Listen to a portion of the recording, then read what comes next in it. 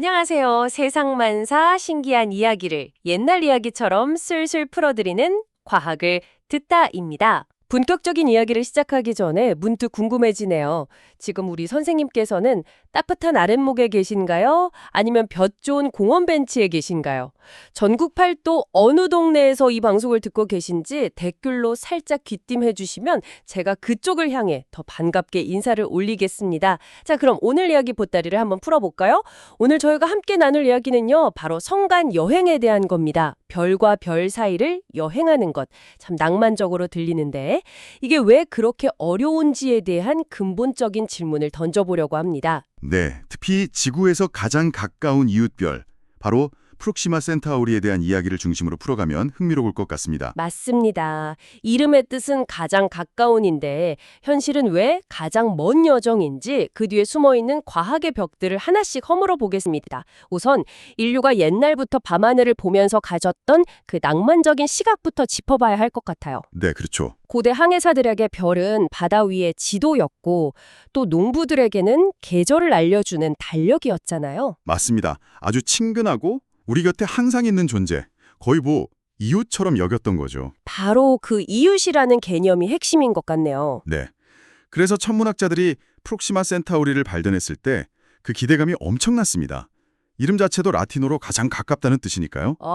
이름부터가 기대를 갖게 만드는군요. 네. 마음만 먹으면 언제든 갈 수 있는 옆집처럼 생각했던 겁니다. 그 기대를 현실로 옮기려는 시도 중에 가장 상징적인 게 바로 1977년에 발사된 보이저 1호 아니겠습니까? 맞습니다. 거기에 실린 골든 레코드 이야기엔 정말 언제 들어도 가슴이 뜁니다. 55개 언어로 된 인사말, 아기 울음소리, 음악. 네. 우주의 누군가에게 보내는 일종의 편지였죠. 당시 인류가 만든 가장 빠른 물체였으니까 정말 금방이라도 소식이 올 줄 알았을 거예요. 하지만 바로 그 지점에서 인류의 낙관론이 우주의 거대한 스케일과 처음으로 충돌하게 됩니다. 충돌이라니요. 보이저 1호의 속도가 초속 17km, 총알보다 수십 배나 빠릅니다. 네, 엄청나죠. 그렇게 40년 넘게 비행을 했어요. 그런데 그 결과가 어떻습니까? 글쎄요. 우리 태양계라는 거대한 짐에 현관문을 이제 겨우 나선 수준입니다. 고작 그 정도인가요? 40년을 넘게 날았는데. 네, 우리가 생각했던 가깝다는 개념이 우주적 관점에서는 거의 의미가 없다는 걸 깨닫게 된 첫 번째 충격이었죠. 잠깐만요. 그럼 삼원조나는 가장 빠른 탐사선 중 하나인 보이저 1호가 그 정도라면 그 속도로 프록시마 센타우리까지 간다고 계산하면 시간이 대체 얼마나 걸립니까? 그 계산 결과가 참 충격적입니다. 네. 약 7만 년이 걸립니다. 7만 년이요? 제가 지금 제대로 들은 건가요? 네, 7만 년입니다. 7만 년 전이면 선생님, 우리 현생 인류가 이제 막 아프리카를 벗어나던 때입니다. 주먹도끼를 쓰던 그 시절. 네, 바로 구석기 시다죠. 가장 가까운 이웃집 가는데 인류 문명 전체를 몇 번이나 되풀이할 시간이 걸린다는 사실, 이 사실 앞에서 과학자들은 깨달은 겁니다. 우주가 아늑한 마을이 아니라 상상할 수 없는 거대한 공허라는 것을요. 7만 년. 정말 숫자가 너무 커서 현실감이 없네요. 이 우주의 광활함을 좀 더 쉽게 이해할 수 있는 비유가 있을까요? 네, 아주 좋은 비유가 있습니다. 우리가 보통 선간 공간, 즉 인터스텔러 스페이스라고 부르는 곳의 실체를 알려주는 비유죠. 네, 어떤 건가요? 밤하늘을 보면 별들이 촘촘해 보이지만 실제로는 거의 완벽한 진공에 가깝거든요. 자, 이렇게 한번 상상해 보시죠. 우리 태양을 서울시청 앞에 놓인 오렌지 한 개라고 생각하는 겁니다. 네, 서울의 오렌지. 그러면 우리가 사는 이 지구는요, 거기서 한 15m 정도 떨어진 곳에 있는 아주 작은 좁쌀 한 톨 크기입니다. 오렌지와 좁쌀. 알겠습니다. 그럼 오늘의 목적지, 가장 가까운 별, 프록시마 센타우리는 어디에 있을까요? 글쎄요, 한 서울역쯤에 있나요? 그 이웃별은요, 서울에서 약 400km 떨어진 부산 해운대 앞바다에 떠 있는 작은 체리 한 알입니다. 네, 부산이요? 네, 서울의 오렌지와 부산의 체리, 그리고 그 사이 수백 킬로미터의 공간에는 말 그대로 거의 아무것도 없는 겁니다. 와, 그 비유를 들으니까 정말 우주의 텅 빈 느낌이 확 와닿네요. 이것이 우리가 마주한 우주의 진짜 모습인 거죠. 알겠습니다. 거리가 어마어마한 문제라는 건 이제 확실히 이해가 됩니다. 그럼 당연히 이런 질문이 나오죠. 더 빨리 가면 되지 않는가? 기술을 발전시켜서 속도를 계속 높이면 언젠가는 갈 수 있는 거 아닌가요? 아주 합리적인 질문이십니다. 그리고 바로 그 지점에서 우주가 세워놓은 첫 번째 거대한 물리적 장벽과 마주치게 됩니다. 첫 번째 장벽이요? 네, 가로 속도의 한계입니다. 이 우주에는 그 어떤 물체도 넘어설 수 없는 절대적인 속도 제한이 있거든요. 바로 광속이죠. 아, 아인슈타인의 특수상대성 이론, 상대론적 질량 증가라는 개념으로 설명되던데 이게 쉽게 말하면 어떤 원리인가요? 네, 핵심은 그 유명한 공식 E는 mc제곱에 숨어 있습니다. 물체의 속도를 높이려고 에너지를 쏟아부으면 처음에는 그 에너지가 속도를 빠르게 하는 데 쓰입니다. 네, 그렇죠. 하지만 빛의 속도에 가까워질수록 이상한 일이 벌어집니다. 투입된 에너지가 더 이상 속도를 높이지 않고요. 물체의 질량, 즉 무게를 늘리는 데 쓰이기 시작합니다. 속도를 내려는데 차가 무거워진다. 네, 바로 그겁니다. 비유하자면 달릴수록 발목에 모래주머니가 계속 채워지는 것과 같아요. 나중에는 산처럼 무거워져서 옴짝달싹 못하게 되는 거죠. 결국 빛의 속도에 도달하는 것 자체가 불가능하다는 말이군요. 맞습니다. 우주가 이 선은 넘지 마라 하고 정해놓은 것과 같습니다. 그런데 속도와 관련해서 또 다른 기이한 현상으로 시간 지연이라는 것도 있지 않습니까? 이건 여행자에게 어떤 영향을 주나요? 시간 지연.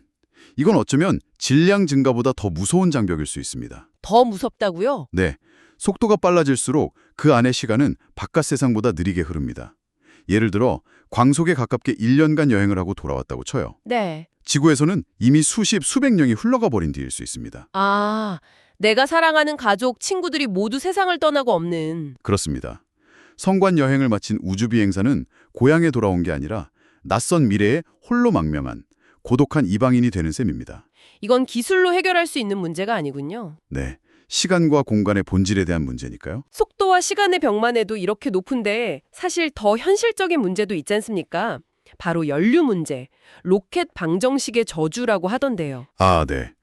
치올쿠츠키의 로켓 방정식.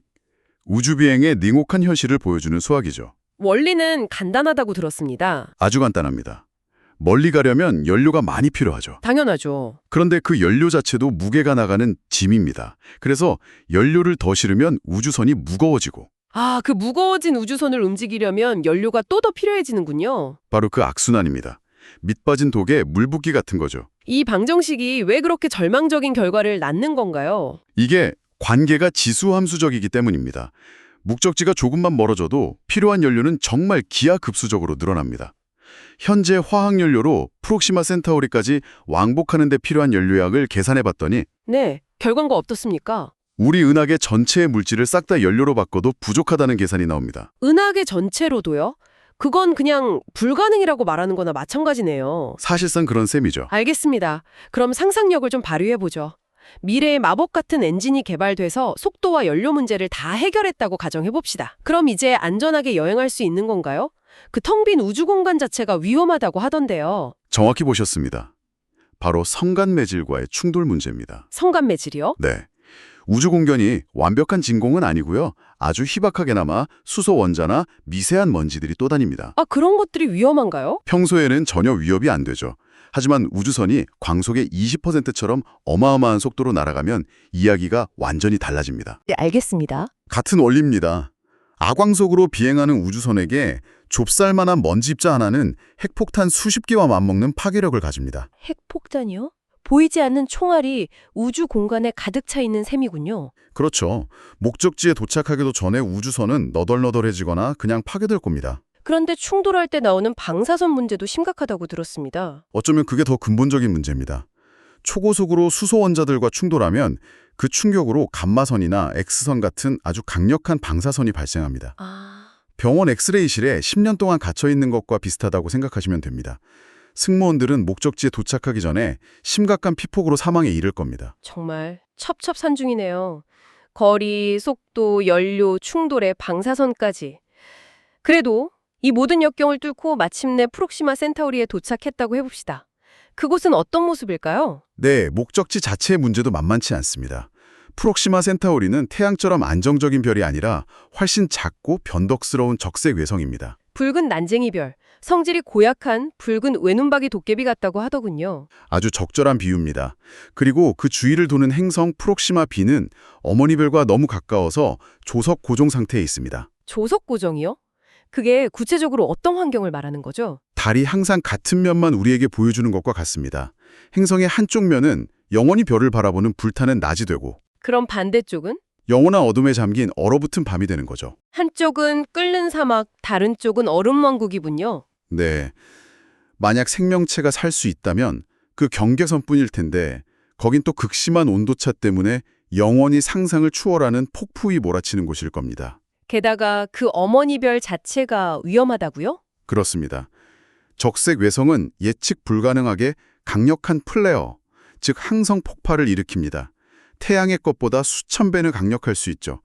행성 표면의 모든 것을 강력한 방사선으로 쓸어버리는 겁니다. 수만 년의 여정 끝에 도착한 곳이 거대한 방사선 살균실이었던 셈이네요. 안타깝지만 그럴 가능성이 매우 높습니다. 종합해보면 성관 여행은 출발부터 도착까지 정말 모든 단계가 불가능에 가까운 도전의 연속이군요.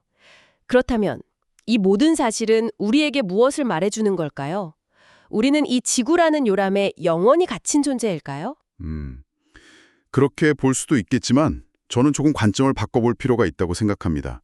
이 불가능함이 역설적으로 우리가 서 있는 바로 이곳, 이 지구의 가치를 깨닫게 해준다는 점입니다. 아, 불가능하기에 오히려 소중함을 알게 된다. 네, 우주는 기본적으로 생명에게 극도로 적대적인 공간입니다. 그런 광활한 공허와 방사선의 바닷속에서 액체 상태의 물과 적절한 대기, 안정적인 별의 보호를 받는 우리 지구가 얼마나 기적적이고 소중한 예외인지 알게 되는 거죠. 결국 우주를 향한 끝없는 탐사가 우리 자신과 지구에 대한 이해로 다시 돌아오게 되는군요. 참 아이러니합니다. 맞습니다. 조물주가 별과 별 사이를 이렇게 멀리 떨어뜨려 놓은 이유가 어쩌면 지금 곁에 있는 것을 소중히 여기라는 뜻은 아니었을까요? 그럴지도 모르겠네요. 우리는 모두 별의 자손이지만 육체로 여행하는 대신에 지성과 상상력이라는 빛보다 빠른 도구로 우주를 여행할 수 있는 존재인 거죠. 네, 오늘 밤 선생님들께서도 밤하늘의 별을 보시면서 이렇게 한번 생각해 보시면 어떨까 싶습니다. 너는 거기서 빛나거라. 나는 여기서 따뜻하게 살아가마. 우리 서로의 자리에서 오래오래 빛나자꾸나. 오늘 들려드린 이야기 입맛에 좀 맞으셨는지 모르겠습니다. 혹시 평소에 뉴스나 신문을 보시다가 이건 도대체 무슨 원리일까 하고 궁금했던 게 있다면 주저 말고 아들딸에게 말하듯 댓글로 적어주십시오. 제가 돋보기 쓰고 꼼꼼히 읽어보겠습니다. 그리고 화면에 있는 엄지척 좋아요와 구독 버튼을 꾹 눌러주시면 다음번에도 저희가 길 잃지 않고 선생님 댁으로 바로 찾아올 수 있답니다. 저희에게 정말 큰 힘이 됩니다.